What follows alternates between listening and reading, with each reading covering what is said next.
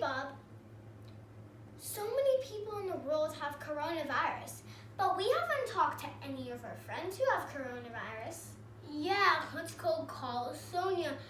I think she's finally feeling better. That's a great idea. And let's ask a couple of questions of how it's like to have coronavirus. Come on, let's go call her. Hi, Sonia. Hi, Sally Peanut. Hey, Bob. Hi. Well, how are you feeling? I'm doing so much better. Thanks for asking. I've had the coronavirus for about a good 6 weeks, but I'm doing so much better.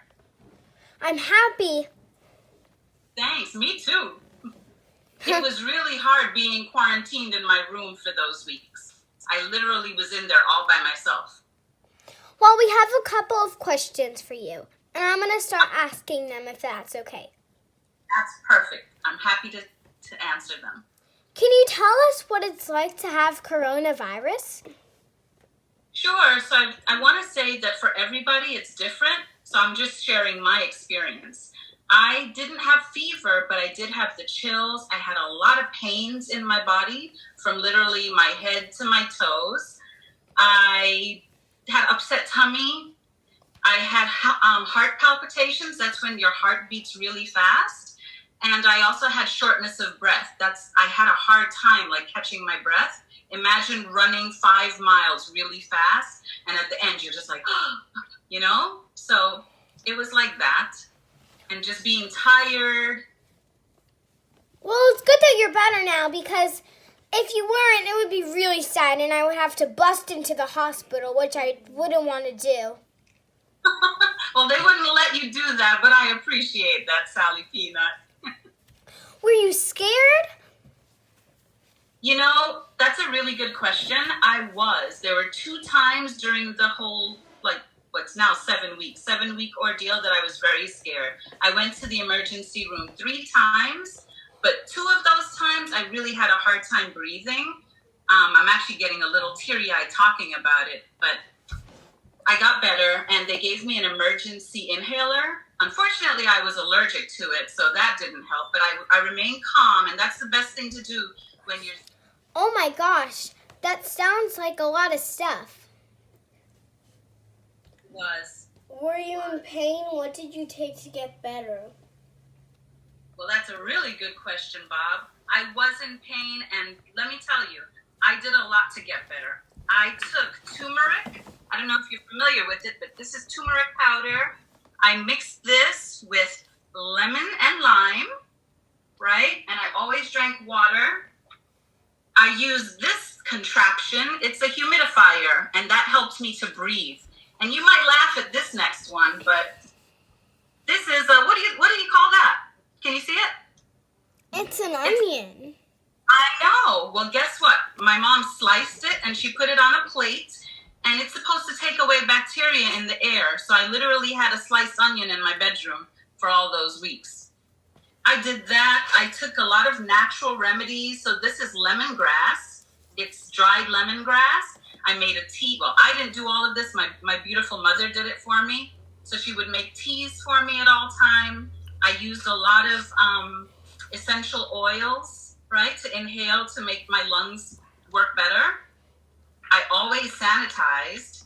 Always, whenever I went to the restroom, and I would spray down the doorknobs just to make sure that my mom and my stepdad didn't contract what I had. So I hope that helps. Well, that's a lot of stuff you were taking.